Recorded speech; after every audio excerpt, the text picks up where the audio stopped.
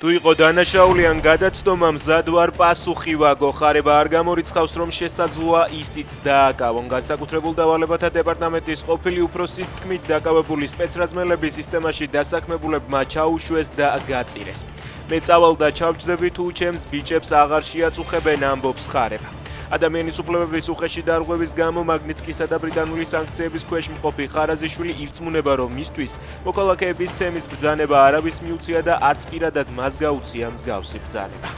კელახასაიას საპროცესო შეთანხმება გაუფორმდა ის ციხეს სექტემბერში დატოვებს. პირობების თანახმად აქტივისტმა 1 წელი ციხეში უნდა მოიხადოს 3 წელი კი პირობითი ექნება. პროკურატურა მას ჯანმრთელობის განზრახ ნაკლებად დაზიანებას ედავება. 4 წლიანი პატიმრობის შემდეგ რუსული კანონის საწინააღმდეგო აქციაზე დაკავებული გიორგი კუჭუაშვილი თავისუფალია მას 4 წლიანი პატიმრობა ჰქონდა მისჯილი თუმცა სააპელაციო პოლიციელზე თავდასხმის მუხლი პოლიციელისთვის წინააღმდეგობის გაწევის მუხლით გადააკვალიფიცირა. კუჭუაშვილს სპეცრაზმელისთვის ნახევრადსარიელი ბოთლის სროლას ედავებოდნენ.